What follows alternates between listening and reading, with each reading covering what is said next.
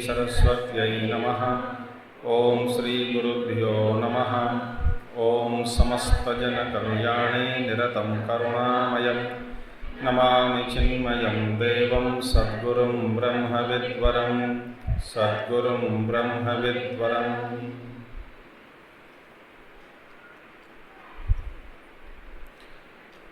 ओम व्यासं वसिष्ठनप्तारं शक्तेः पौत्रमकल्मषं पराशरात्मजं वन्दे शुकतातं तपोनिधिं। व्यासाय विष्णुरूपाय व्यासरूपाय विष्णवे नमो वै ब्रह्मनिधये वासिष्ठाय नमो नमः। वसुदेवसुतं देवं कंसचाणूरमर्दनं देवकी परमानन्दं कृष्णं वन्दे जगद्गुरुं कृष्णं वन्दे जगद्गुरुम्।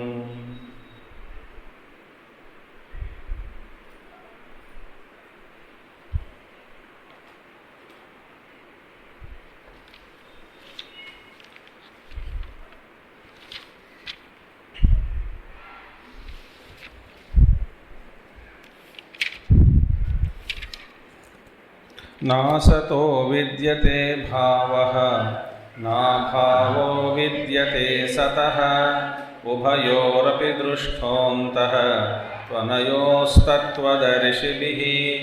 अविनाशि तु तद्विद्धि येन सर्वमिदं ततं विनाशमव्ययस्यास्य न कश्चित् कर्तुमर्हति।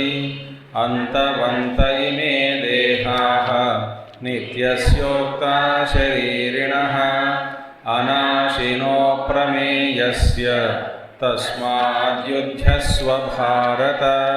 य एनं वेत्ति हन्तारं यश्चैनं मन्यते हतम् उभौ तौ न विजानीतः नायं हन्ति न हन्यते न जायते म्रियते वा कदाचिद् नायं भूत्वा भविता वा न भूयः। अजो नित्यः शाश्वतोऽयं पुराणः न हन्यते हन्यमाने शरीरे। न जायते न उत्पद्यते जनिलक्षणा वस्तु विक्रिया न आत्मनः विद्यते इत्यर्थः। न म्रियते वा शब्दात् च अर्थे। न जायते न म्रियते कठोपनिषद श्लोक। अब देखिए धीरे धीरे हम इसका प्रवेश जाएंगे, अंदर प्रवेश करेंगे। न जायते न उत्पद्यते, इसका मतलब क्या है? शरीर को जब मारे जाने पर, शरीर को जब मार दिया, फिर कभी ये तो आत्मा तो मरता नहीं, तो इसके बारे में हमने देखा पहले ही। तो न जायते इस वाक्य का अर्थ क्या? जनिलक्षणा वस्तु विक्रिया न आत्मनः विद्यते। जनिलक्षणा वस्तु विक्रिया माने हर एक भाव जो भी है, भाव वस्तु का उत्पत्ति, तो भाव वस्तु का उत्पत्ति रूप जो विकार होता है, विकार है, उस विकार का अभाव आत्मा में है। जो भी भाव वस्तु आप ले लीजिए, जिनी लक्षणा वस्तु विक्रिया, जब जो कोई भी वस्तु का जन्म हुआ माने उत्पत्ति, तो जब कोई भी वस्तु की उत्पत्ति हुई या उत्पत्ति होता है, जब उस उत्पत्ति के साथ साथ जो विकार उस उत्पत्ति वस्तु में देखा जाता है, इस तरह का विकार आत्मा में नहीं है। जनिलक्षणा वस्तु विक्रिया, इसका मतलब क्या है? पहले आदि विकार, इट इज कॉल्ड पहले न म्रियते वा शब्दः च अर्थे, इसीलिए। और अंत्य विकार और आदि। अंत्य विकार माने देखिए, न म्रियते च इति अंत्या विनाश लक्षणा विक्रिया प्रतिषिध्यते। दो तरह का विकार है। उत्पत्ति, वस्तु की उत्पत्ति के समय उत्पत्ति ही एक तरह का विकार है, और इसका विनाश जो है अंत्य भी एक तरह का विकार है। तो तो इसीलिए ये उत्पत्ति रूप विकार भी आत्मा में नहीं है। तो इसमें जब न जायते इसके द्वारा, न जायते इस पद के द्वारा, ऐसे दो पद जो है भी है इस वाक्य के द्वारा, न जायते इति इस वाक्य के द्वारा उत्पत्ति रूप विकार नहीं है आत्मा में, ये हो गया। और इसी तरह अंत्य विकार भी नहीं है। अंत्य विकार माने मरणम, एक मौत भी एक तरह का विकार ही है। जन्म और मरण भी एक तरह का विकार है और जन्म भी एक तरह का विकार है। जन्म विकार आदि और मरण विकार अंतः। तो ये दो तरह का जो विकार है, न म्रियते वा शब्द छ अर्थे। अब देखिए, वा निपात माने, वा माने निपात, निपात माने इंडिक्लाइनेबल, ये तो निपात। वा शब्द का क्या है, दो शब्द हो सकता है, दो अर्थ हो सकता है वा शब्द का। एक होता है और, एक होता है एंड। तो यहाँ पे न जायते म्रियते वा शब्द छ अर्थे, छ अर्थ माने एंड, मतलब माने और माने कर दिया। अब आत्मा में ये चार शब्द का देखिए, एक है विकल्पार्थक और दूसरा है समुच्चयार्थक।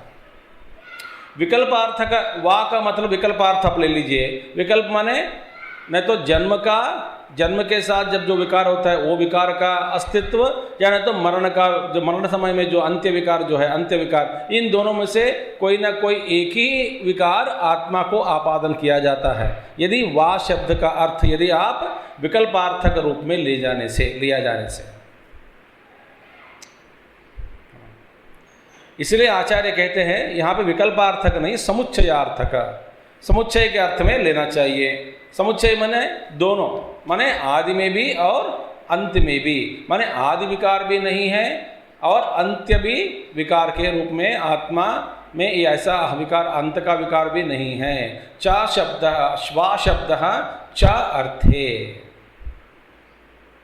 न जायते म्रियते वा माने एंड। इंग्लिश में बोलना है, इट इज नॉट और translated as or, but it is to be understood as end, end. This is the meaning of the word. एक विकल्पार्थक, दूसरा समुच्चयार्थक, इंडिक्लाइनेबल, निपात माने इंडिक्लाइनेबल। अच्छा, अब देखिए, तो न म्रियते च इति अंत्या विनाश लक्षणा विक्रिया प्रतिषिध्यते। न म्रियते माने आत्मा मरता नहीं, पहले जन्मता नहीं, जन्मता नहीं में आदि विकार, पहले विकार ने हटा दिया, प्रतिषेध किया गया।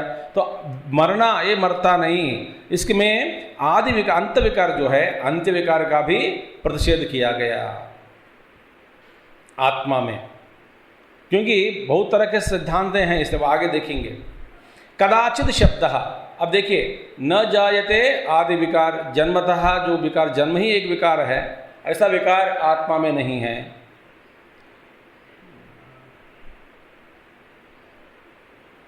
कभी कभी ऐसा भी वस्तु है, बोला जाता है कि अनादि और अंत भी है।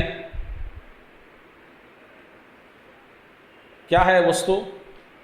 वस्तु तो अनादि है, अनादि बोला जाता है इसको। इस वस्तु का नाम क्या? अनादि। पर अनादि वस्तु होते हुए भी इसका अंत है। क्या है वो? अविद्या।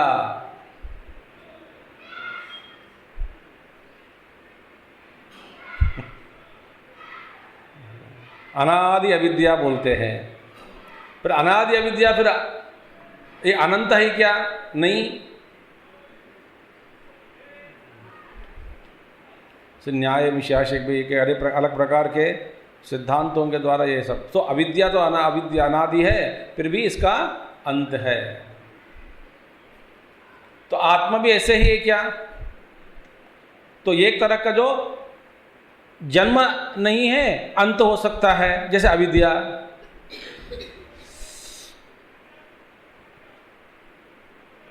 तो इसीलिए ये सारे जो न जायते न म्रियते, पहले दो विकारों का पहला प्रतिषेध किया गया। अच्छा, और बताते थे कदाचिद। कदाचित शब्द का क्या है? माने सभी विकार। कदाचित शब्द सर्व विक्रिया विक्रिया प्रतिषेधैहि संबध्यते न कदाचित जायते न कदाचित म्रियते इति एवं। कदाचित क्या क्या है? सभी विकारों का, सब विकारों का, माने ये सभी विकार प्रतिषेध के साथ संबंध, ये शब्द है सभी विकार के साथ, प्रतिषेध के साथ, माने अभी जितने भी विकार के साथ विकार है बीच में, इन विकार सब विकारों के साथ कदाचित का शब्द जोड़ दिया। माने कदाचित शब्द जो है ये किस तरह का विकारों का सूचित करता है? यहाँ पे सूचना सभी तरह का विकार।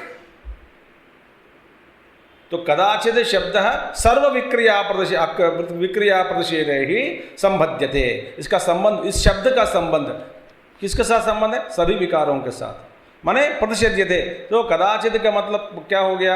बाकी जितने भी विकार आप कल्पना कर सकते हैं, ये सारे विकारों का प्रतिषेध इस शब्द के द्वारा किया गया। तो न जायते शुरुआत का, न म्रियते अंत्य विकार, कदाचित सभी विकार सर्व विक्रिया प्रतिषेध ही संबध्यते, न कदाचित जायते न कदाचित, माने कभी भी इसका जन्म नहीं होता, कभी इसका मृत्यु, किसी तरह का उत्पत्ति, किसी तरह का नाश विनाश भी नहीं होता इस आत्म तत्व। अब ध्यान दे दीजिएगा, ये तो ना ये देखिए, जब आप सुनते समय भी ये अपरोक्ष आत्मा का ही स्वरूप है, माने मेरा ही स्वरूप है, ऐसा होश में होते हुए आप सुन लीजिए, मतलब होश में रहो। आप यूं मत कल्पना करें कि मेरे से अलावा, मेरे से अलग ऐसा एक आत्मा वस्तु है। इसका स्वरूप के बारे में भगवान बता रहे हैं। किसको? अर्जुन को। अब कितने लोग हो गए यहाँ पे? 4 लोग हो गए। एक ऐसा ब्रह्म वस्तु है जिसके बारे में भगवान श्री कृष्ण बता रहे हैं अर्जुन को, हम सुन रहे हैं। 4 हो गए कि नहीं? आप जरा सोचोगे कि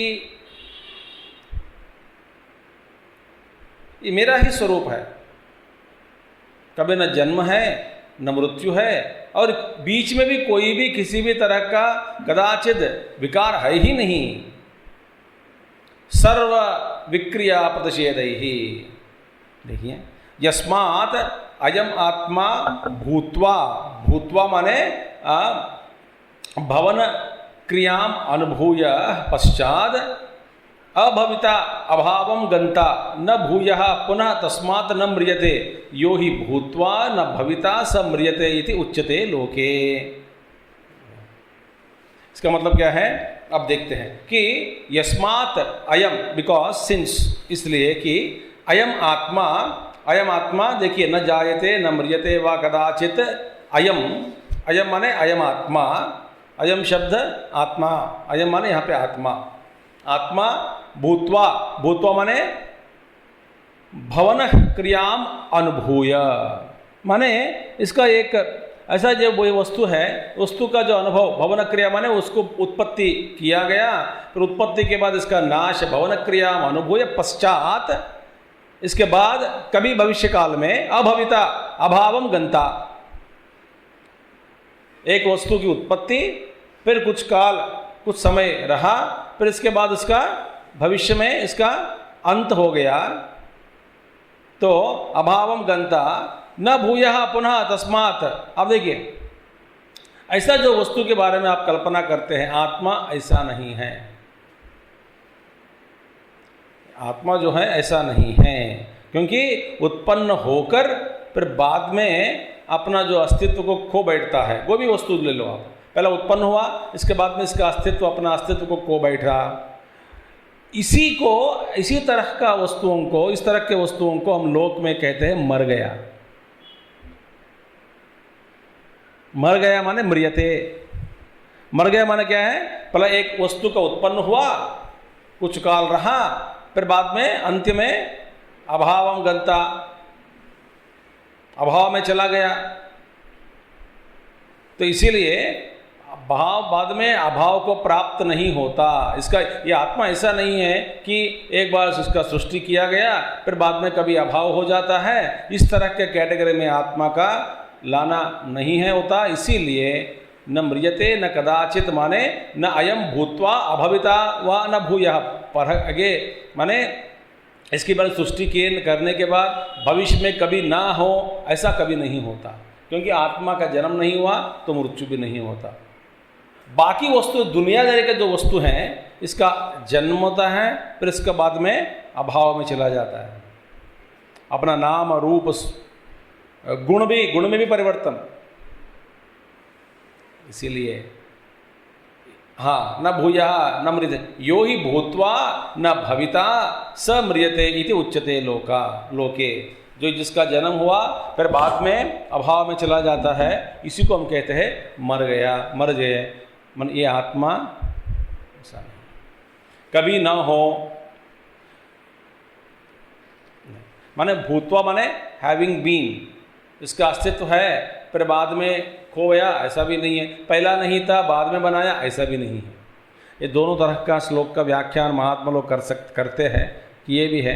अब मैं आपको कंफ्यूज करना चाहता हूँ, इसीलिए मैं छोड़ देता हूँ।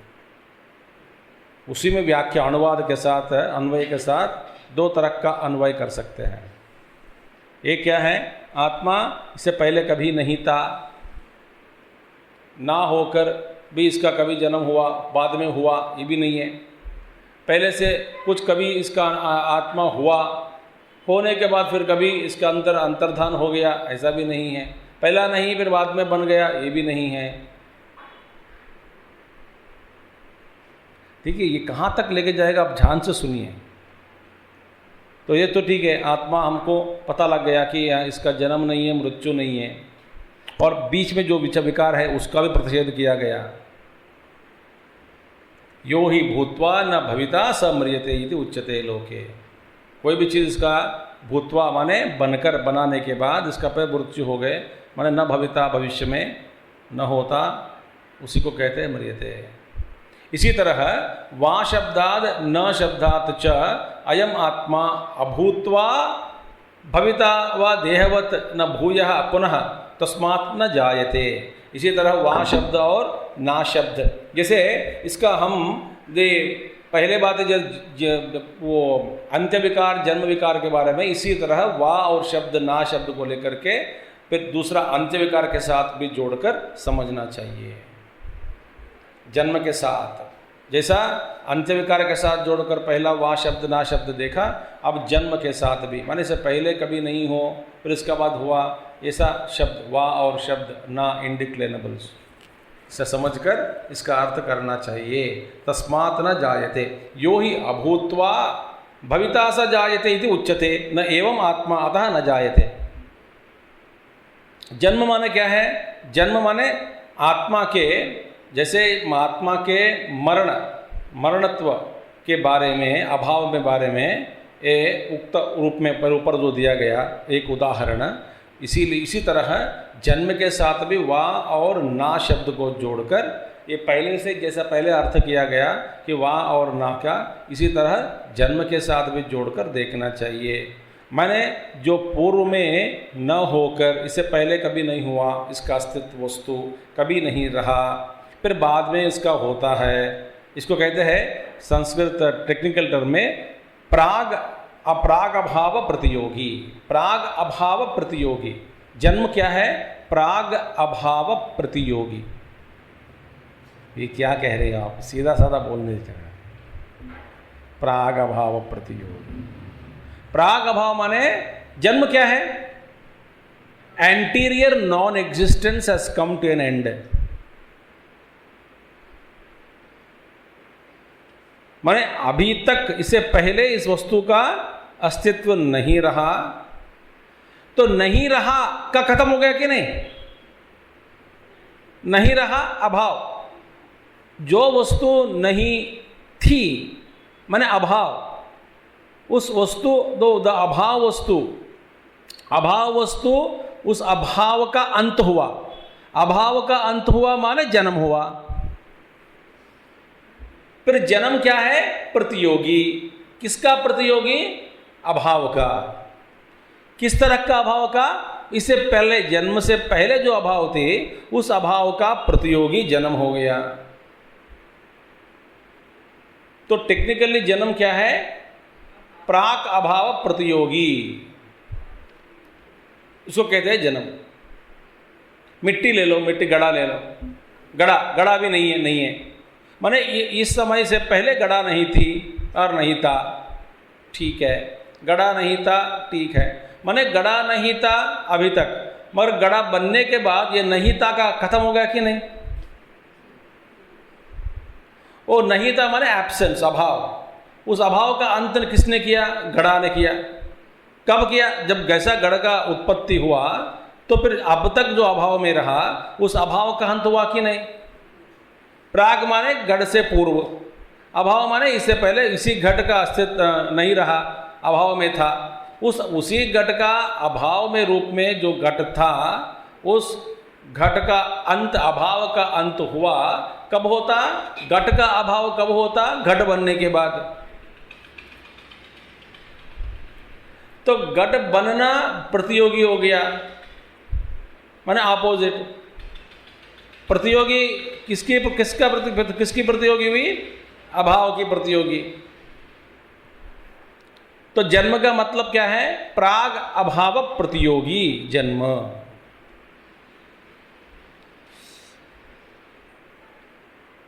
और बाद में ऐसा यदि देखिए, जैसा आत्मा भी प्राग अभाव प्रतियोगी जैसा संभव जैसा होता है, जैसे साधारण वस्तुओं के साथ देखा जाता है, इसी तरह आत्मा के साथ भी यदि देखना होता तब हम कहते हैं आत्मा का जन्म हुआ। ये तो प्राग अभाव प्रतियोगी क्या है? यह तो शाश्वत वस्तु है, हमेशा के लिए है। इसीलिए जायते शब्द का प्रयोग नहीं हो सकता यहाँ पे। आत्मा जायते न, तो आत्मा फिर क्या है? न जायते। इसीलिए ऐसा संभव नहीं है। आत्मा जायते का शब्द का आत्मा के साथ प्रयोग करना संभव नहीं है, क्योंकि आत्मा शाश्वत वस्तु, कभी नहीं रहा बाद में हुआ, ये आत्मा का ऐसा नहीं। क्योंकि आत्म तत्व जो है शाश्वत है, काल से परे, हमेशा के लिए है। न जायते, अथा आत्मा न जायते, ऐसा व्यवहार होता है इसका। आत्मा के साथ व्यवहार कैसे करते हैं? न जायते, ऐसा। अब जब आत्मा का उत्पन्न भी नहीं हुआ तो मरना कैसे, हाँ, कहाँ से होता है? नहीं। इसीलिए यो ही अभूत्वा भविता सा जायते इति उच्यते। पहले नहीं था फिर बाद में बन गया तो फिर जायते इति उच्यते। न एवं आत्मा, आत्मा तो ऐसा नहीं है, इसीलिए न जायते, इसका जन्म नहीं। तो इसलिए अब वो जन्म ही नहीं है, इसलिए हमारे गुरुदेव हमेशा कहा करते थे कि I am never born, I am never born, I am never born.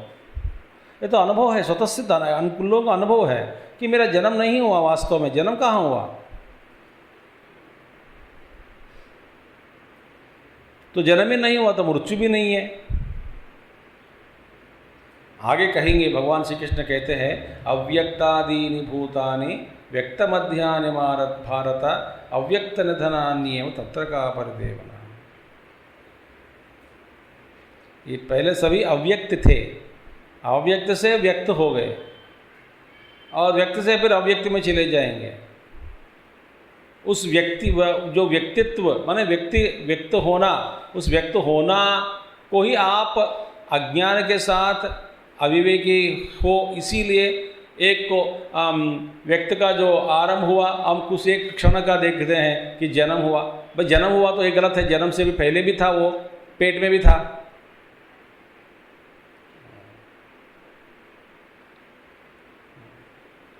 फिर पेट से गर्भ के प्रवेश से पहले भी था वो, इसलिए प्रवेश किया। जब पहले नहीं था तो कहाँ से प्रवेश होता है?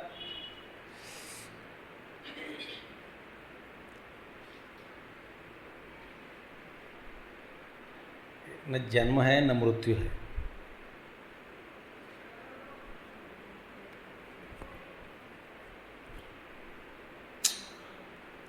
बार बार कहते हैं भगवान, यस्मात्, हाँ, यस्मात् एवं तस्मात् अजः, यस्मात् न म्रियते तस्मात् नित्यश्च, माने जैसे मैंने वो बता दिया, पूर्व भी नहीं है, बाद में भी नहीं होगा, देयरफॉर ऐसा आत्मा का मतलब क्या है फिर, यस्मात् एवं तस्मात् अजः, आत्मा का लक्षण इस तरह का है, इसीलिए न म्रियते, इसीलिए नित्यः।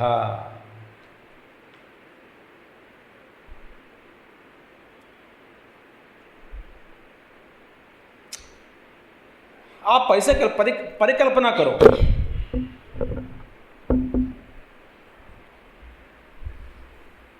क्या करेंगे परिकल्पना, आपको उदाहरण किस तरह का उदाहरण दूं मैं अभी।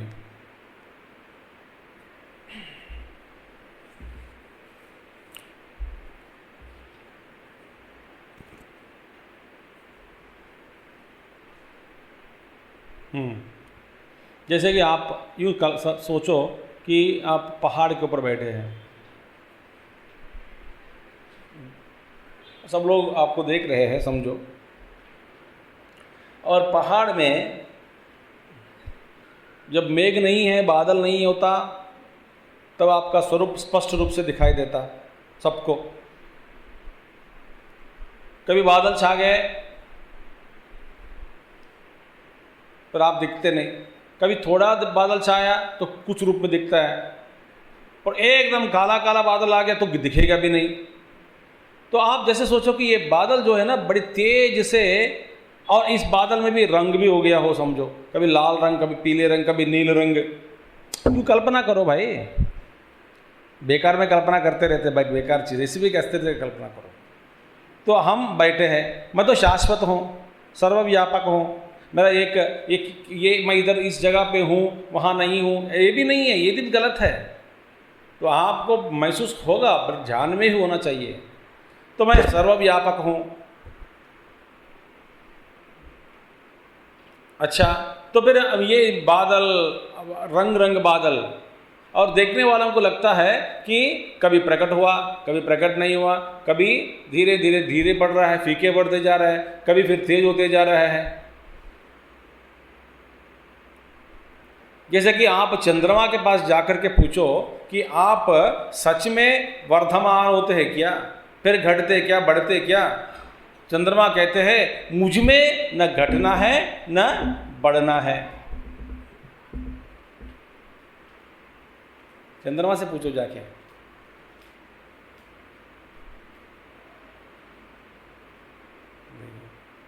वो अमावस्या के दिन दिखता नहीं, पूर्णिमा के दिन पूर्ण तो दिखता है, बीच बीच में दिखता नहीं, कभी दिखता। अचंद्रमा के हिसाब से आप उस जगह महा चंद्र भगवान, आप क्या क्या है, आप ऐसे ही है कि आपका रूप है? नहीं, नहीं तो मैं तो हूँ, मर को फिर दिखते नहीं ठीक से।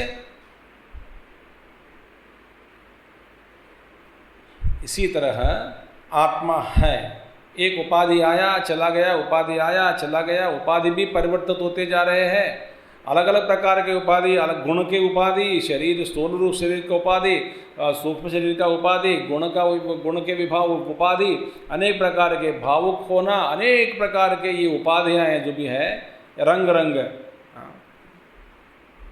तो लोगों को दिखते हैं कि ये तो हमेशा बदलता हुआ, चलता हुआ, घूमता हुआ एक व्यक्ति है,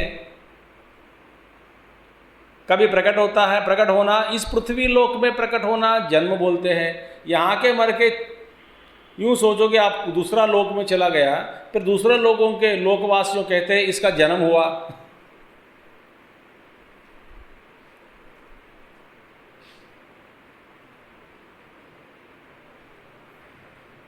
कैसे समझाऊं? न जन्म है न मृत्यु है।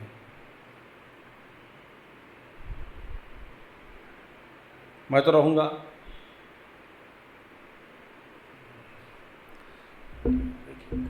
तो माने मैं हूं और मेरे और तो उपाधि जम गया, देखिए दही जम जैसे वैसे ही उपाधि आ गया, फिर उपाधि फिर नीरस होते जा रहेगा, धीरे धीरे धीरे घटेगा। तो गुण में परिवर्तन, सोच में अलग अलग, हर में परिवर्तन होते जा रहे हैं। मैं तो शाश्वत हूँ और मेरे और ये सारे हो रहा है। भाई ये तो सूर्य भगवान का जो रश्मि है उस पर जो चंद्रमा के ऊपर जब गिरेगा, बस इसी के वजह से उसका रूप बदलता जा रहा है। तो इसमें चंद्रमा का क्या दोष है बताओ?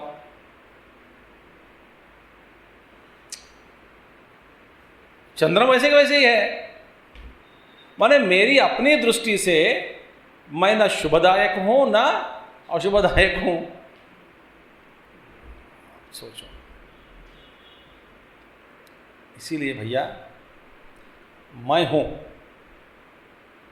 कभी कभी जन्म माने बस एक जन्म, हम कह रहे हैं जन्म उपाधि से वो बद्ध होकर, वैसे तो बाद में आगे बताएंगे भगवान। तो यहाँ पे एक्चुअली भगवान इंडिकेट्स नैष्कर्म्य सिद्धि। बोलते हैं कि आप कभी भी किसी की व्यक्ति के द्वारा कोई भी कर्म होना असंभव। हनन क्रिया हन्यते हन्यमाने शरीरे।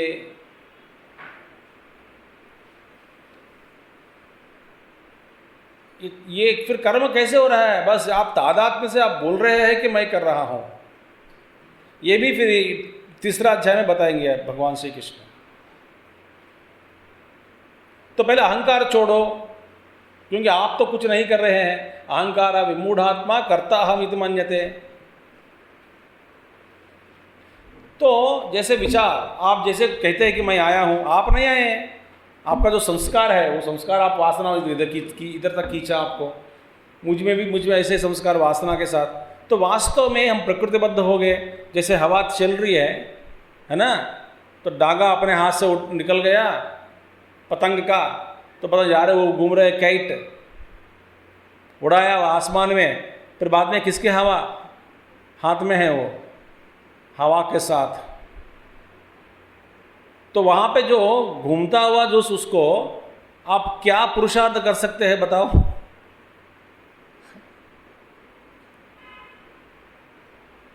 किस तरह का पुरुषार्थ है हो सकता वहां पे? बल्कि हो भी सकता हो, पर किस तरह का पुरुषार्थ हो सकता है?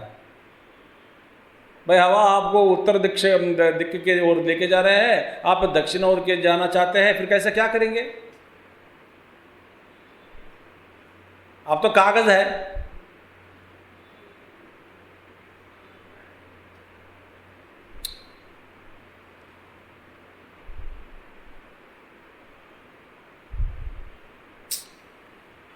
इसलिए इस सब जानने से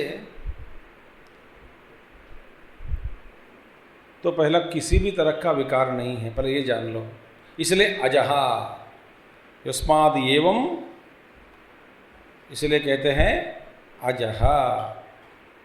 अजहा नित्यश्च तस्माद् न म्रियते तस्मात् नित्यः। यद्यपि आद्यन्तयोः विक्रिययोः प्रतिषेधे सर्वा विक्रियाः प्रतिषिद्धा भवन्ति, तथापि मध्यभाविनीनां विक्रियाणां स्वशब्दैः एव तदर्थैः प्रतिषेधः कर्तव्य इति अनुक्तानामपि यौवनादि समस्त विक्रियाणां प्रतिषेधो यथा स्याद् इति आह शाश्वतः इत्यादिना।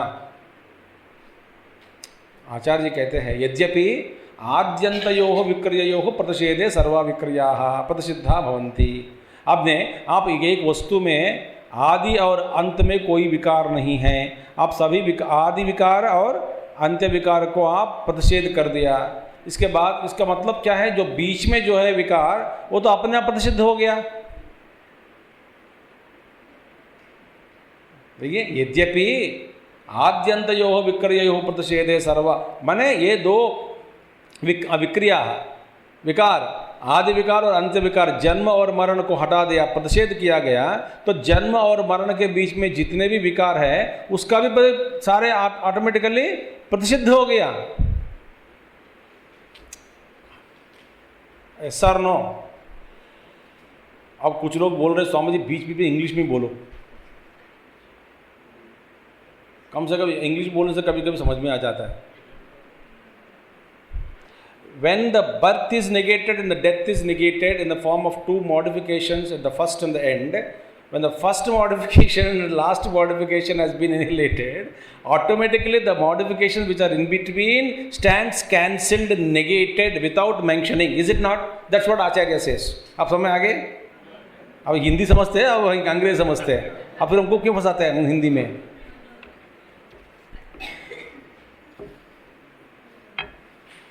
ये तो प्रसिद्ध हो गया, प्रसिद्धते, हटाया, ऑटोमेटिकली स्टैंड्स कैंसिल्ड, वही कह रहे हैं।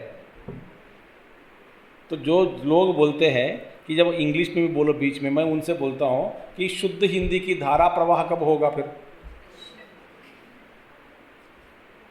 ये मेरा अभ्यास है, मेहनत कर करके अंग्रेजी शब्द का प्रयोग नहीं करना चाहता हूं मैं, जानबूझकर।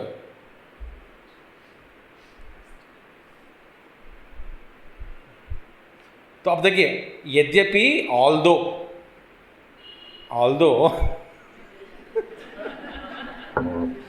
अब अंग्रेजी में हम समझते हैं, ऑल्दो यद्यपि आदि अंतयोः विक्रियोः प्रतिषेधे सर्वा, इन दोनों विक्रियों को प्रतिषेध करने से बाकी सब बीच में जितने भी विक्रिया है सारे अपने आप प्रतिषेध होते हैं, तो भी, तथापि, तो भी, है ना, यद्यपि तथापि मध्यभाविनीनां विक्रियाणां स्वशब्दैः एव तदर्थैः प्रतिषेधः कर्तव्यः इति। और बीच में जो भी अनेक प्रकार के विक्रिय है उनको भी अपना अपना स्वशब्द का प्रयोग करके, माने ऑटोमेटिकल नहीं, उसका भी अपने लिए एक शब्द का प्रयोग दे करके प्रसिद्ध करने के लिए। ऐसा मत कहो ये आदि का निकाल दिया, अंत का निकाल दिया तो बीच में भी अपने आप चला गया, फिर आगे नहीं नहीं नहीं, बीच वालों को भी हटाने के लिए कोई एक विशिष्ट शब्द प्रयोग करना चाहते हैं। एक नाम, एक शब्द का प्रयोग करके उस शब्द के द्वारा बीच वाले जितने भी विकार हैं उन सबको हटाना चाहते हैं, हटाना है। इसीलिए प्रतिषेध कर्तव्य इति अनुक्तानामपि यौवनादि समस्त विक्रियाणाम, बिना बोले, माने बीच में जो भी है यौवन, वार्धक्य,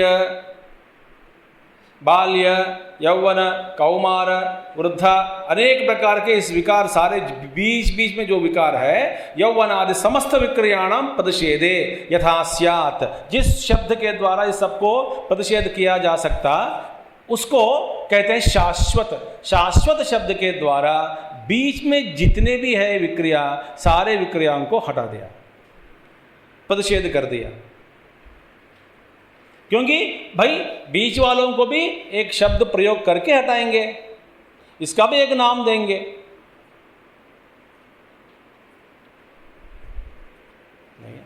प्रतिषेध यथा स्यात् इति आहा शाश्वत इत्यादिना, शाश्वत ऐसा करके नाम दिया। शाश्वत किस लिए भाई? शाश्वत पद जो भी है किसका सूचक है? बीच वाले जितने भी विक्रिय हैं उन सबको प्रतिषेध किया गया, इसीलिए शाश्वत शब्द का प्रयोग किया, उपयोग। अब समझ में आ गए? अब न जायते आदि विकार का भी जन्म क्या है? प्राक अभाव प्रतियोगी। पहले कभी नहीं था, फिर बाद में हुआ।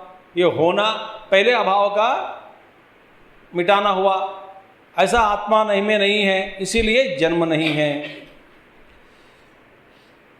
कभी उत्पत्ति जनन लक्षण, उत्पत्ति हुई, उत्पत्ति होने के बाद इसका फिर अंत हुआ, अंत हुआ तो फिर अंत्य विकार हो गया, मरण हुआ। ये भी नहीं है आत्मा में, ऐसा नहीं है। न जायते न म्रियते वा कदाचिद, कदाचिद माने सर्वविकार, कदाचिदपि नायं भूत्वा भविता वा न भूयः, अजः नित्यः, पर शाश्वतः। शाश्वत माने बीच वाले। देखिए, तो इसीलिए समस्त विकारों को हटाया गया। बस, वेरी गुड। इसके बाद क्या है? हाँ, शाश्वत इति अपि गुणक्षयेण, शाश्वत इति अपि क्षयलक्षणा विक्रिया प्रतिषिध्यते। शश्वत भवः शाश्वतः न अपक्षीयते स्वरूपेण निरवयत्वात् निर्गुणत्वात् च न अपि गुणक्षयेण अपक्षयः। अभी देखिए, शाश्वत इति अपक्षय लक्षणा विक्रिया प्रतिषिध्यते। अपक्षय, अपक्षय माने डीके, क्षय माने क्या है? तो शाश्वत शब्द से क्षय होना, इसका निषिद्ध किया गया, प्रतिषेध किया गया। जन्म हुआ, भैया ये भी हो सकता है ना, किसी का जन्म भी नहीं है, अंत भी नहीं है, मगर बीच में बदलते जा रहे हैं। आत्मा ऐसा भी हो सकता है। एक सिद्धांत है कुछ लोगों का, हमने देखा है ये सब, क्योंकि अजह ब्रह्म वस्तु को अज करके मान तो लिया, इसका मृत्यु भी नहीं हो मान लिया, मगर हमेशा परिवर्तित होते रहा है, जगत के रूप में परिवर्तित हो रहा है। वही ब्रह्म मरता नहीं, जन्म भी नहीं है, मगर हमेशा परिवर्तन स्टेज में ही है, परिवर्तित होते रहता है हमेशा। तो इस तरह का भी विक्रय हो सकता है आत्मा में, इसको भी प्रतिषेध किया गया उपनिषदों में। भाई ऐसा मत कहो, क्योंकि अज, चलो ठीक है, आपका अज जो है उसको भी मान लिया, अज माने जिसका जन्म नहीं हुआ, आत्मा अजहा, ठीक है मान लिया भैया, जन्म नहीं है तो मृत्यु भी नहीं है तो वो भी मान लिया। मगर जो ब्रह्म वस्तु जो है कॉन्स्टेंटली हमेशा हर समय बदलता जा रहा है। कैसे बदल रहा है भाई? भाई देखो पृथ्वी घूम रही है, ये सारे सृष्टि इन्हीं का रूप है, बदलता हुआ सृष्टि है, जगत है, ये सब उन्हीं का रूप है, देखो कैसे बदल रहा है। हमने देखा है कि नहीं मांडुक्य में? ऐसा भी पूर्व पक्षी का एक सिद्धांत उठाया, उसको भी प्रतिषेध किया।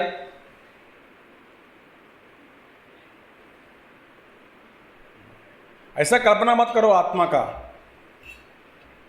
क्योंकि जगत रूप में परिवर्तित हो रहा है, क्योंकि जगत आभास है, शाश्वत नहीं है, तो बहुत दृश्य मात्र। आप यूं समझो कि भगवान ही इस जगत के रूप में प्रकट हो गया हो, तो भगवान में विकार आ गया।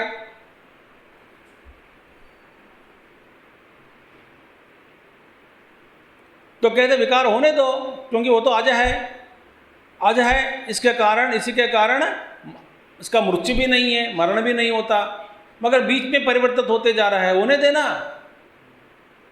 ये भी गलत है।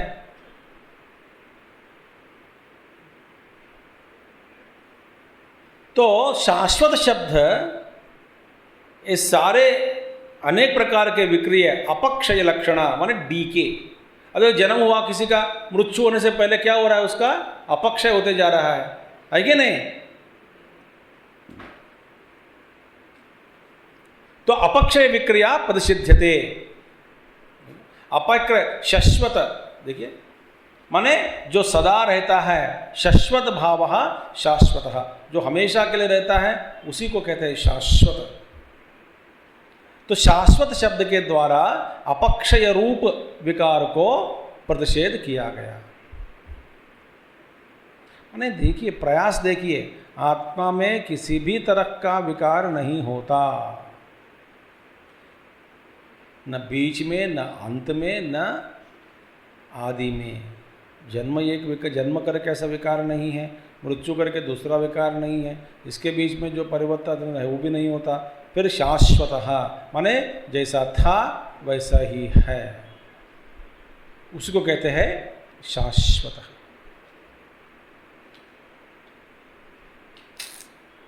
तो आत्मा ही वास्तव में शाश्वत है।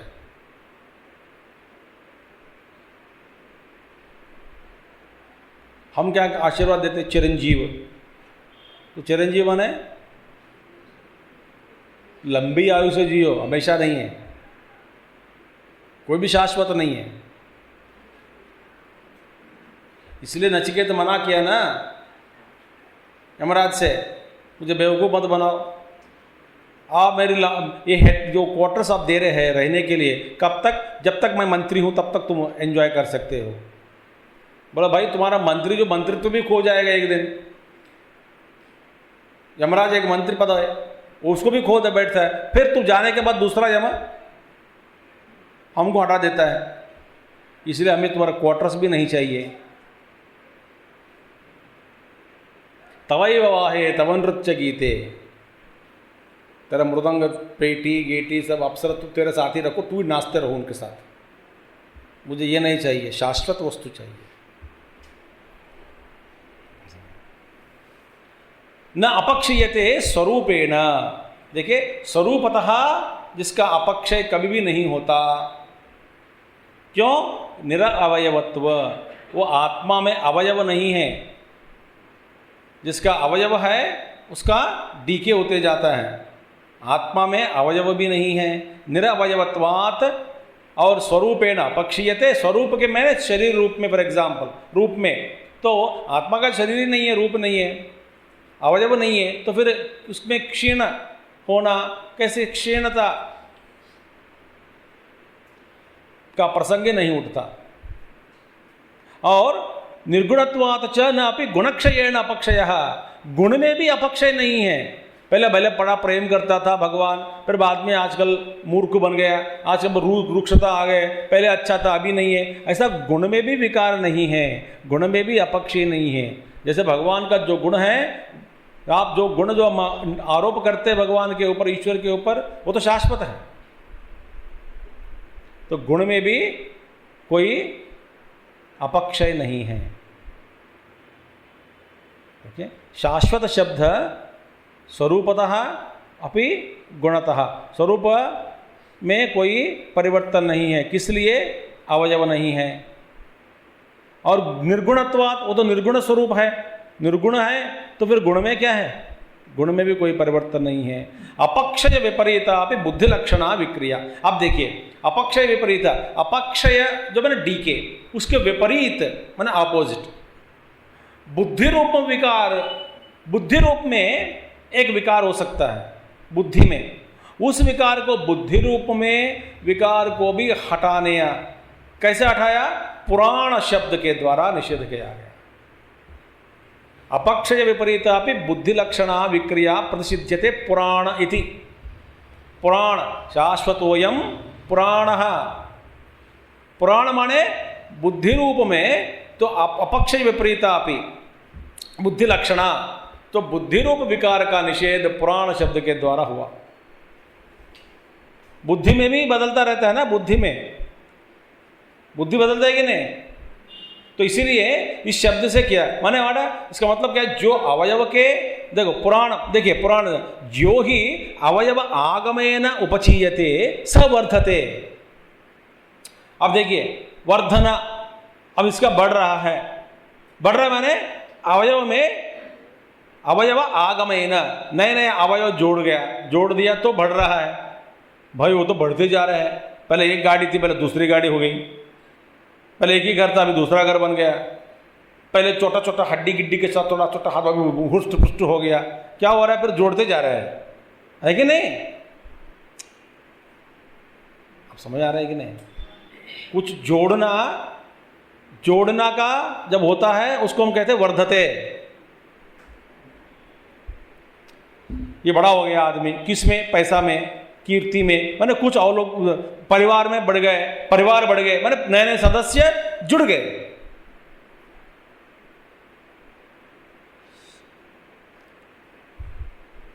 अपक्षीय, अपक्ष विपरीता माने यो ही अवयव आगमेन उपचीयते। उपचय माने इकट्ठा होते जा रहे। चय माने, छी माने कलेक्शन, चयनम माने कलेक्शन, इकट्ठा करना। नचिकेत का मतलब किसी में, या वो कभी इकट्ठा नहीं किया, कुछ भी एकत्रित आपस में अपने लिए कुछ भी नहीं मांगा, सब छोड़ दिया, इसलिए नचिकेत।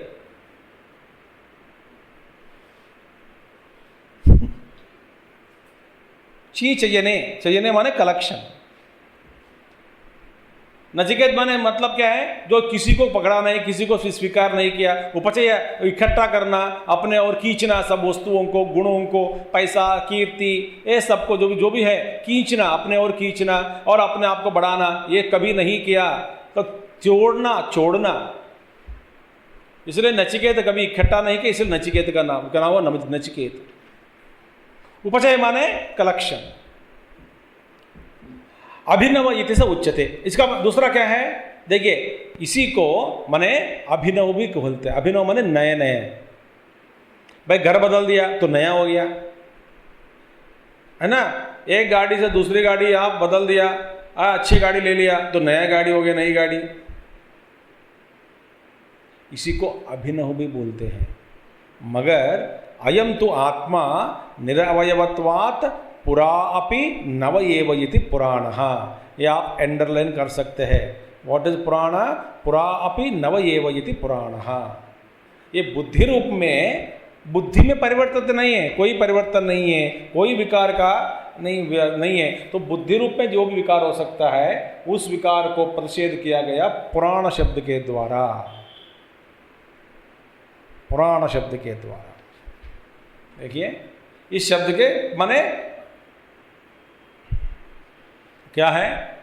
पुराणो न वर्धते इत्यर्थः, माने इसमें वर्धन कोई नहीं, क्योंकि पुराण है। पुरा अपि नव एव इति, माने इंग्लिश में कहूँ most ancient but ever fresh, it is called Purana. Ancient but ever new, ever fresh. How can that be? Ancient can be ever fresh?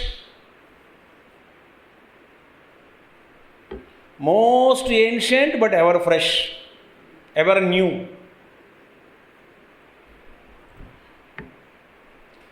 लगता है आपको इंग्लिश में ही ज़्यादा पसंद है।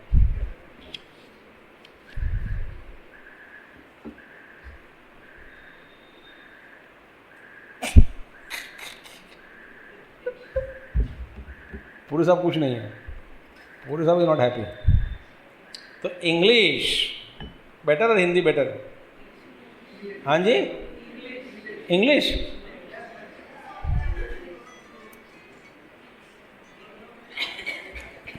अब आए ना आए, मैं पीछे नहीं जाऊंगा, हिंदी में बोलूंगा। आप हिंदी सीखो, हिंदी सीखो आप।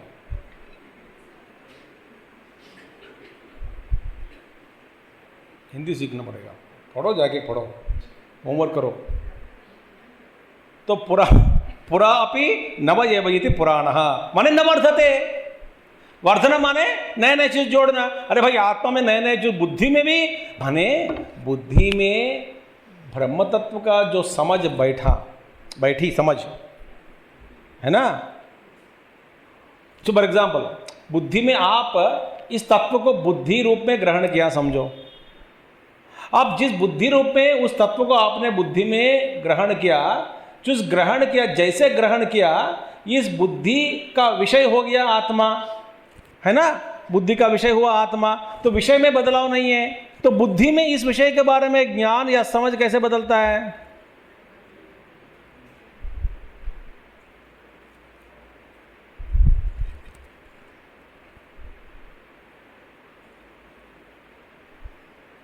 बुद्धि में दुनियादारी का ज्ञान जो है उसका परिवर्तन होता रहता है ना। बुद्धि बदलता रहता है कि नहीं? विकार। हाय राम, मैंने सोचा कि मेरा दोस्त है, सुबह सुबह टोपी पहना के चला गया, तो बुद्धि में विकार हो गया इस व्यक्ति के बारे में।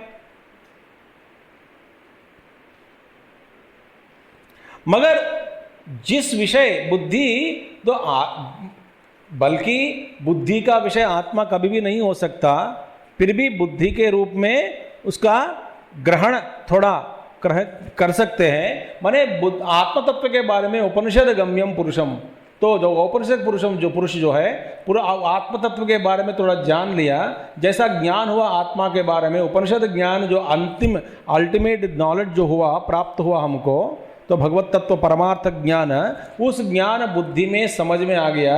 तो जैसा समझ में आ गया, इस समझ में कोई परिवर्तन नहीं होता। किस लिए?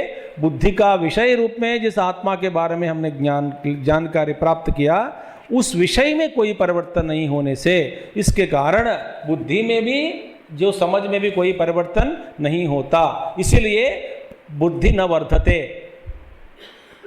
वर्धते माने इससे पहले क्या कहा गया? उपचय, जोड़ने से बुद्धि में जो कुछ चीज़ किसी जोड़ दिया तो अपचय होता है। बुद्धि में उपचय होना नहीं। क्यों? जैसे पहले आत्मा के बारे में मैंने कई साल पुराण जैसे पुराण में आत्मा हजारों साल, लाखों साल, यानी तो हमेशा शाश्वत समय से जैसे आत्मा का गुणगान किया ऋषि मुनि लोग। यही कल्प मैंने कल्प के पीछे, कल्प से अनंत कोटि कल्प, ब्रह्मांड से अनंत कोटि कल्पों से भी आत्मा तत्व का जो है आत्मा ही है। तो मोस्ट पुराण है, पुरा नवयेव इति इति, बुद्धि में उस ज्ञान के बारे में कोई परिवर्तन नहीं होता, क्योंकि वो स्थिर है। क्यों? आत्मा जो बुद्धि का विषय हो गया, साधक के लिए पहले पहले उस आत्मा का ज्ञान में भी कोई परिवर्तन नहीं होता, क्योंकि आत्मा में परिवर्तन नहीं है, इसीलिए बुद्धि विकार से भी परे है। इसको सूचित करने के लिए ही पुराण शब्द का प्रयोग किया। पुराण माने जैसे पुरा अपि नवयेव इति, बुद्धि में आत्मतत्व का ज्ञान हुआ, 10 साल पहले हुआ समझो, 10 साल से जैसे हुआ था आत्मा का ज्ञान ले लिया, उपनिषद का मंत्र, ऐसे जो उपनिषद मंत्र समझा दिया, रुचम रुक रूप में रुचम समझ में आ गया, बट समझ में कोई परिवर्तन नहीं हो सकता। मगर समझ पुराण है, पुराण माने पुरा है, पहले पहले ले लिया, अभी भी फ्रेश है कि नहीं? तो बुद्धि रूप में उसका संबंध जोड़ने के लिए ही पुराण शब्द का प्रयोग किया। शाश्वत शब्द इस बीच में वालों को दिखाने के लिए शाश्वत, क्योंकि शाश्वत भव शाश्वत, शाश्वत स्व माने कल,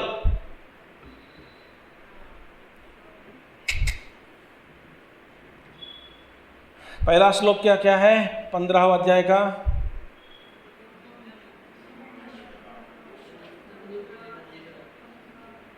उद्धवनशाकम अश्व, इसको कहा अश्वत्थ, श्व माने कल, अश्व आज जैसा है वैसा कल नहीं रहेगा ये संसार वृक्ष, इसलिए उसको कह दिया अश्व।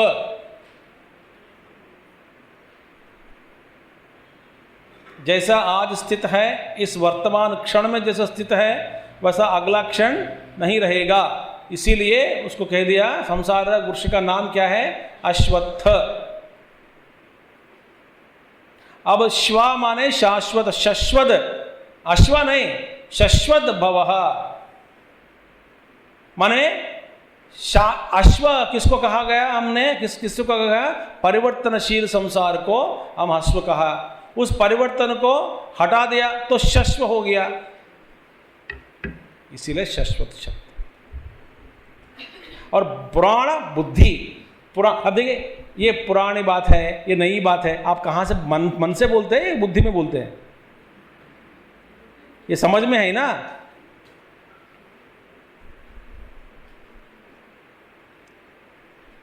तो बुद्धि रूप में इसका प्रयोग किया गया पुराण शब्द।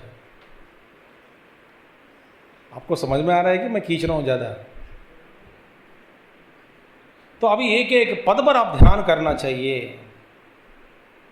तो बुद्धि में जो ज्ञान बैठा पहला पुराण, तो इसीलिए पुराण बुद्धि लक्षणा विक्रिया प्रतिषिध्यते। भैया बुद्धि एक ही विश्व बने, यदि परमात्मा का ही विषय बना दिया बुद्धि को, तभी बुद्धि स्थिर रहेगी, नहीं तो विषय वस्तुओं का विषय बना दिया बुद्धि का, बुद्धि अस्थिर ही रहेगा, क्योंकि विषय में बदलाव होते जा रहा है, इसीलिए बुद्धि में भी परिवर्तित होते रहता है। जैसे कि एक दर्पण लगा दिया भैया, दर्पण बुद्धि दर्पण समझो, दर्पण के आगे सामने और एक एक वस्तु को आगे उसको लाना, फिर खींच लेना, आना आगा, एक एक वस्तु आना इसके सामने फिर चला जाना, ऐसा जो हमेशा एक परेड जैसे जो रहा है, तो दर्पण में इसका रूप प्रतिबिंबित जो रूप बदलता है कि नहीं? अभी इसके सामने कोई शाश्वत वस्तु लाके रख दिया तो बुद्धि में कोई विकार नहीं होता, बुद्धि माने दर्पण में कोई विकार दिखाई नहीं पड़ता, क्योंकि विषय में कोई विकार नहीं है।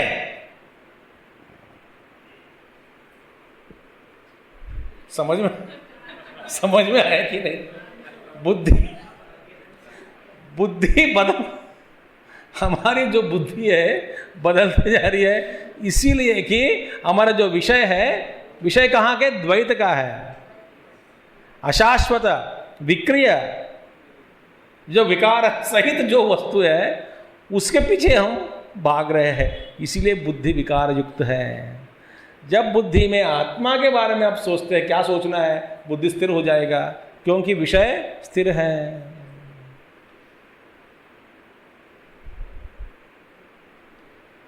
अब इस तरह से भी आपको समझाना पड़ेगा, तो पकड़ो 5 साल भगवत गीता, मिनिमम 5 years,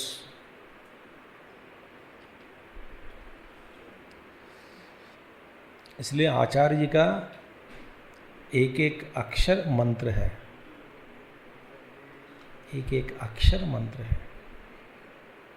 इसलिए महात्मा लोग अकेले में बैठकर भाष्य पढ़ते रहते हैं।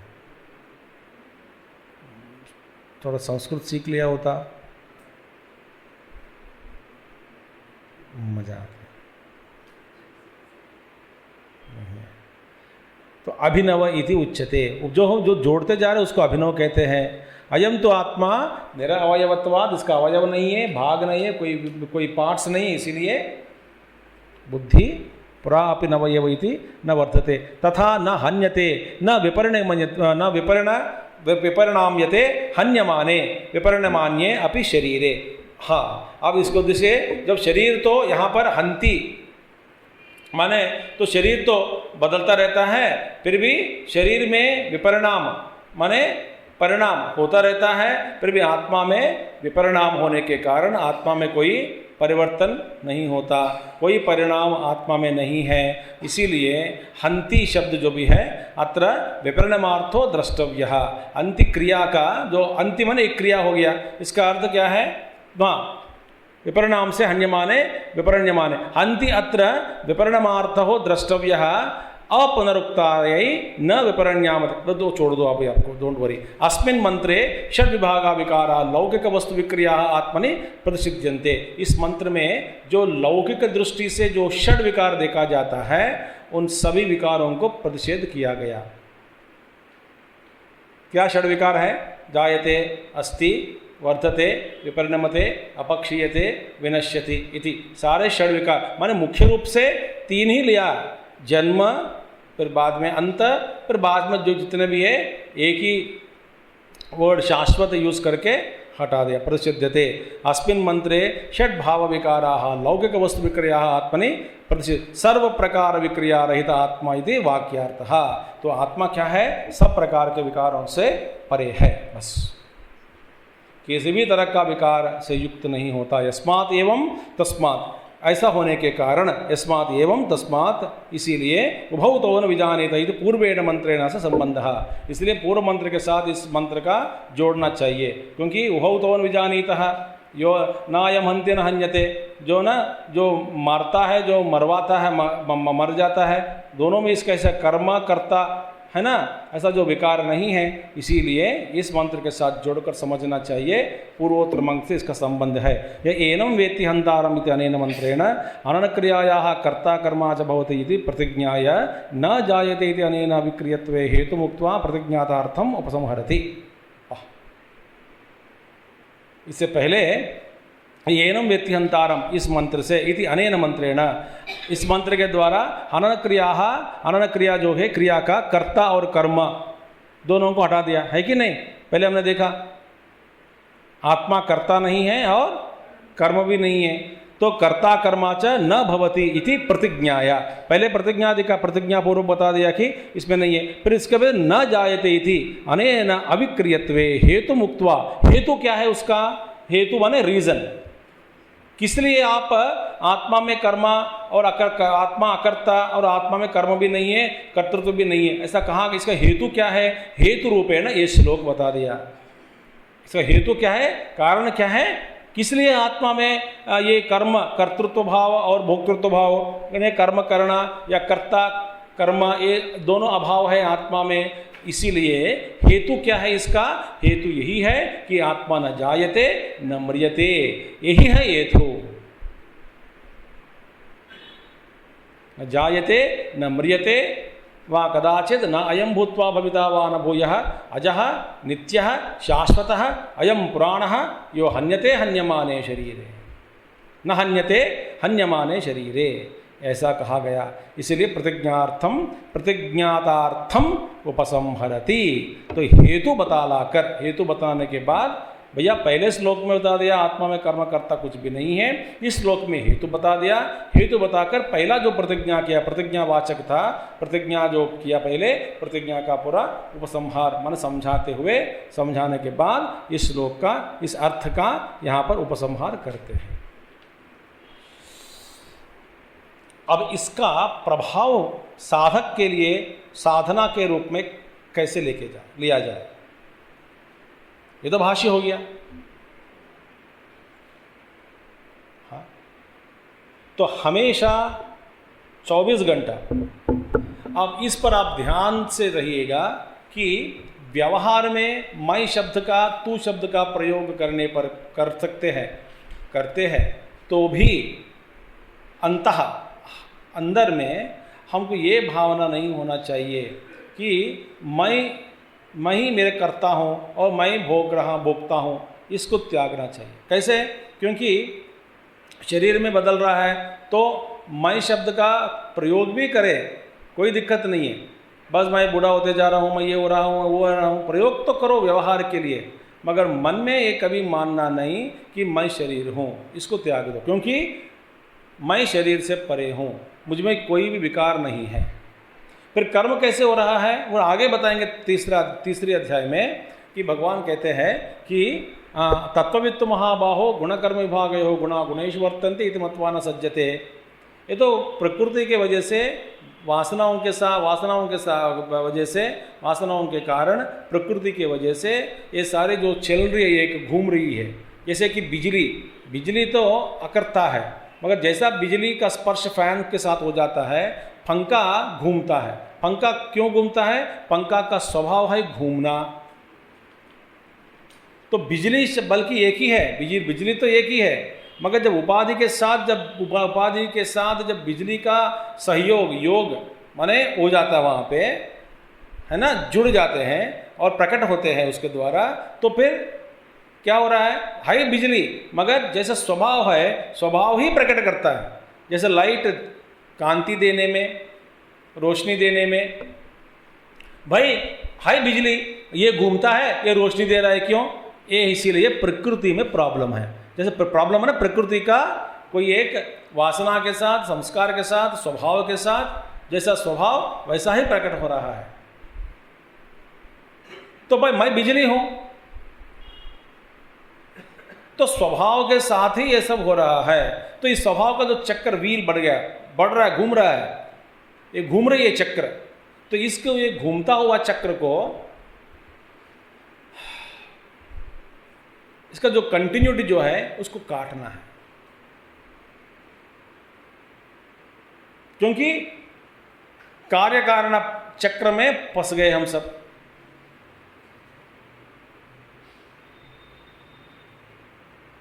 तो इसको काटने का काम सूक्ष्म रूप से ये दोनों श्लोक में हमको मिलता है कि मैं शरीर धारण किया, ठीक है, मगर मैं इसका साक्षी हूं। स्वभाव से मैं बद्ध होकर काम व्यवहार कर रहा हूं। व्यवहार तो करना पड़ेगा, क्योंकि जैसे कि आप होल्डर में बल्ब है, बल्ब आप होल्डर है, पुराना बल्ब ले लो, 60 कैंडल या 1000 कैंडल होल्डर में लगा घुमा दिया, तो घुमाने का काम हो गया। अब आप ये उससे अलग होना चाहते हैं, तो शरीर जो भी है बद्ध हो गया, उसको अलग करना चाहते हैं। अलग करना चाहिए, उसके लिए भी कर्म चाहिए। क्या कर्म है? पहला सीखो कि पहला कैसे पकड़ना है बल्ब को। जलता हुआ बल्ब पर हाथ मत लगाओ, जल जाएगा। तो फिर कपड़ा लेना है, लेकर के फिर यदि होल्डर को निकालना है, बल्ब को होल्डर से निकालना है बाहर, तो कैसे करना है? पहले उसको एक सिस्टम साइंस है, पहला प्रेस करो, दबाओ अंदर, फिर घुमाओ, फिर हल्का सा भागा पकड़ो, फिर वापस आ जाएगा। ये तो कर्म हो गया।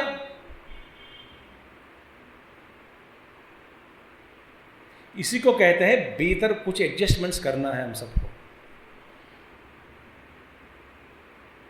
अब एडजस्टमेंट्स के बिना आप जितना भी ध्यान करो, लड़ाई करो, कर्म करो, कुछ भी करो, कोई फर्क नहीं पड़ता। जो भीतर जो लाने योग्य, जो परिवर्तन लाने योग्य, जो परिवर्तन, जितने भी परिवर्तन है जो लाने योग्य है, क्या है भैया? क्या परिवर्तन है भाई? फंस गया बल्ब के रूप में अंदर, अब मैं अपने आप को अलग करना चाहता हूं इससे, तो कर्म का प्रयोग है। तो पहले कर्म ठीक से करोगे, तो इसलिए कर्म करना जरूरी है। अपना जो कर्तव्य विधि जो भी है उसका भी फिर आप पालन करना है। अब न म्रियते न कदाचित, पर कभी भी ये दुनिया में जब रहते समय ये सच है, एक दोबारा फिर आऊँगा जगत में, मैं ये करूँगा वो करूँगा, ये सच है, मैं ये सच है, ये दुनिया है, ये जगत ही सच है मेरे लिए, मैं इस जगत से मुझको हटाया, अलग किया गया, और फिर वापस आना चाहता हूँ, जुड़ना चाहता हूँ, ऐसा कल्पना कभी मत करो। हमारा जो कर्तव्य कर दो, अकाउंट बैलेंस 0 कर दो, हट जाओ, फंस जाए पटक।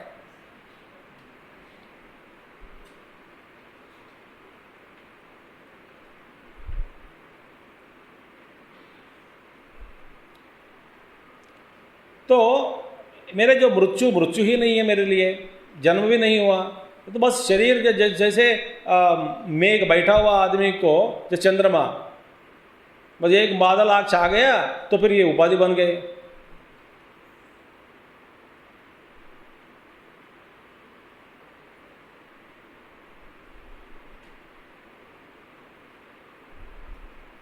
तो मैं हूं प्राण, शाश्वत मैं हूं, आत्मतत्व हूं, विकार नहीं है, मैं सभी विकारों का साक्षी हूं। जब जब मैं विकार के साथ तादाद में हो जाता हूं तो फिर तब मुझे दुख ही दुख महसूस होता है। मगर जैसा व्यवहार करना है वैसा व्यवहार करो, मगर जिद छोड़ दो। आग्रह बुद्धि मांडुक्य में हमने देखा है सुबह, अभिनिवेशो केवलम आग्रह मात्रम।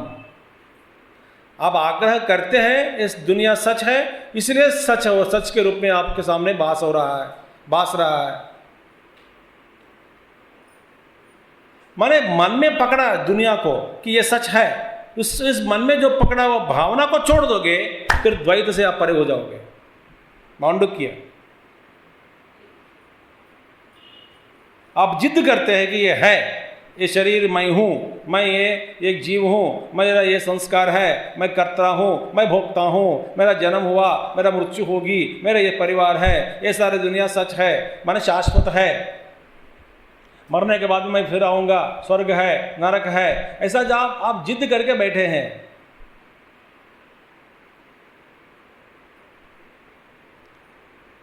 अभिनिवेशः आग्रह मात्रम, ब्यूटिफुल वर्ड, आग्रह मात्रम। So what is the status of duality? Why the duality is existing? Because of your insistence. उपनिषद एक मंत्र।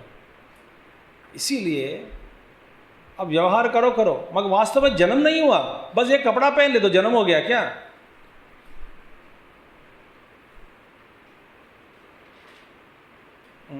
यूनिफॉर्म पहन लिया तो भी, अब जो जैसे फॉर एग्जांपल आप डॉक्टर के रूप में काम कर रहे हो, यूनिफॉर्म पहनने के बाद डॉक्टर हो गया आप बिना यूनिफॉर्म में डॉक्टर ही है, माने यूनिफॉर्म हो गया तो कुछ हो गया, ऐसा नहीं। इसलिए शरीर धारण किया तो कुछ जन्म हुआ, शरीर अब ये डॉक्टर के रूप में जन्म हुआ, कपड़ा पहनने के बाद कपड़ा उतार दिया तो डॉक्टर मर गया।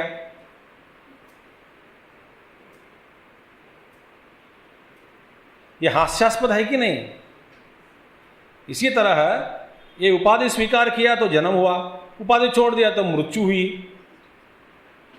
सारे बेकार कल्पनाएं हैं। सो अंदर मैं तो एक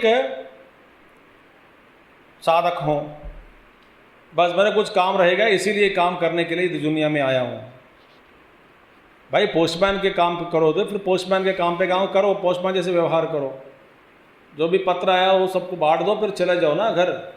सबका पत्र क्यों पढ़ना चाहते हैं? बताओ आपने बेटा आपके लिए क्या लिखा है, पढ़ के पागल है? अब मैं पोस्टमैन के रूप में आपसे बात कर रहा हूँ। जैसे आप सुने, जैसे आप व्यवहार करें, जैसे आप इसका जो सोच कर जैसे व्यवहार करते हैं, मानते हैं ना मानते हैं, स्वीकार करते हैं या हमको डांटते हैं या कुछ भी करते हैं, हमें क्या फ़र्क पड़ता है? आपकी जो करने का ये तो मेरा कर्तव्य था, बोल दिया, चला जाता हूँ, फिर बस बाय बाय। ऐसे जियो, राजा राजा बनो।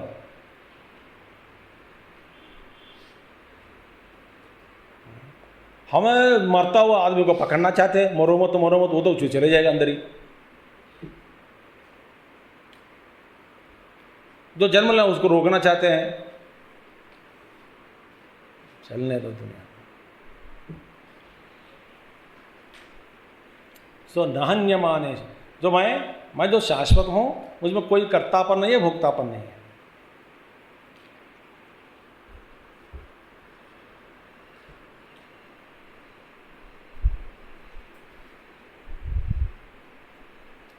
ठीक है, मान लेते हैं वासनाएं हैं, उसका जो खर्च करना है, सारे खत्म करना है वासनाओं को, तो करो निस्वार्थ रूपेण। आप जिस जैसे हम सब मिलकर इस बुद्धि का उपयोग करते हैं, बड़े अपने आप को बड़े बुद्धिमान मानते हैं, विश्लेषण में युक्त, my thinking I think Swami ji according to me, अरे बुद्धि चीप है।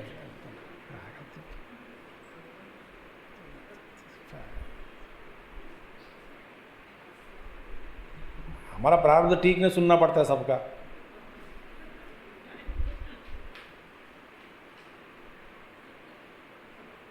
पागल थे, चीप थर्ड रेट बुद्धि।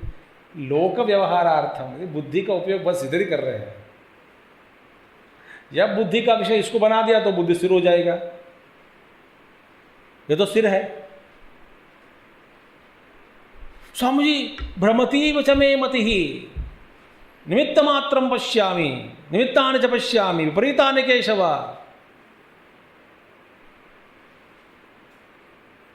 भगवान बता रहे हैं कि भाई कोई में कुछ नहीं हुआ, जन्म नहीं हुआ, किसी का विकार नहीं है, कुछ भी नहीं, आत्मा है, शाश्वत है, वो तू ही है। किसी का जन्म नहीं हुआ, किसी का मौत नहीं होता।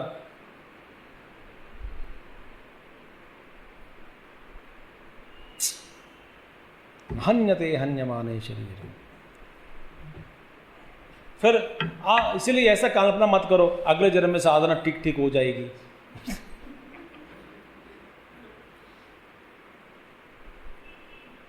गर्भ नरक बोलते, गर्भ नरक। बिना अटैच्ड बाथरूम रह नहीं सकते। अब पेट में 10 महीने कैसे रहोगे? आपको स्पेशियस रूम चाहिए, वेंटिलेशन चाहिए, कुछ मिलता ही नहीं पेट में। अब मांगते कुछ, करते और कुछ। आपको पूरा वेंटिलेशन चाहिए, शरीर छोड़ के जाओ, माने तादात्म्य, मरना नहीं। जब आपको खुला खुला हवा मिलेगा, आप फंस गए अंदर, शरीर के अंदर, जेल्ड।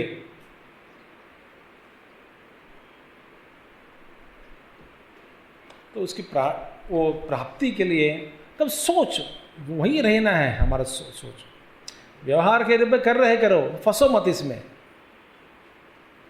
आग्रह मत करो, जिद मत करो। तब ये कर्तृत्व भाव भोक्तृत्व भाव से हम परे हो जाएंगे। तब हमको पता लगेगा कि मैं जो भी है शाश्वत हूँ, स्थाणु हूँ, अचलः अजः नित्यः। अब एक बार ऐसा जो दिमाग में बैठ गया, बुद्धि में बैठ जाता है ये सब, पर ध्यान आसान है, क्योंकि बस एक ही है, अपरिच्छेद्य वस्तु माने अपरिच्छिन्न वस्तु, अपरिच्छिन्न वस्तु एक ही है। What is that? परमात्मा। परिच्छिन्न वस्तु ये सब दुनिया है। ये तो परिवर्तनशील होता, अपरिवर्तनशील।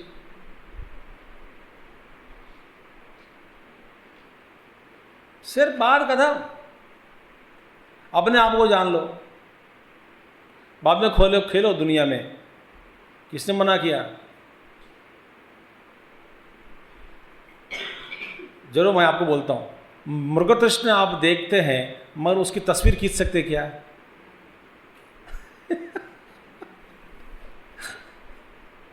इसका अस्तित्व नहीं है तो तस्वीर कहाँ खींचेंगे? मैं देख रहा हूं तो तस्वीर खींचने में क्या आपत्ति है? भाई खींचो, आएगा जो देख आएगा नहीं तस्वीर में। कम से कम कैमरा सच है तेरे से, तू तो झूठा निकला। कैमरा जो सच है मैं वही किसकी तस्वीर खींचता हूं, जो नहीं है मैं उसकी तस्वीर कहां से खींचूं?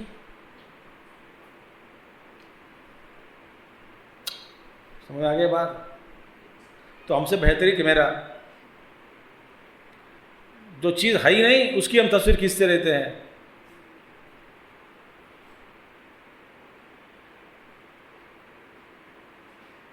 इसलिए एक जीवन में हम सब बस अवतार लिया कुछ काल के लिए, अपना अपना काम करो, कर्म करो। अब देखिए जो भगवान हमको काम दिया उस कर्म को ठीक ठाक व्यवहार सब ठीक ठाक हमने कर दिया तो हमारी प्रमोशन हो जाएगी।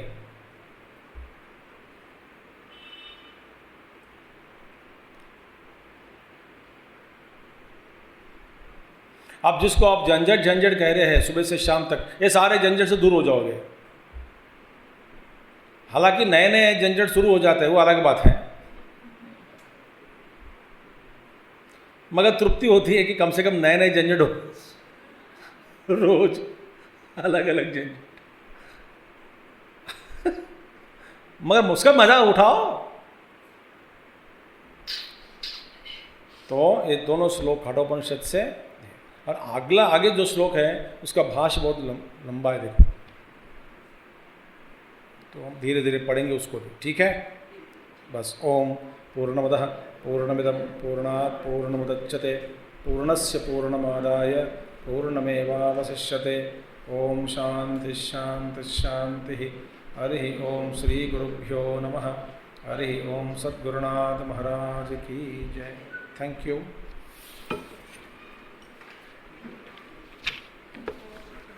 इसमें एक कप है।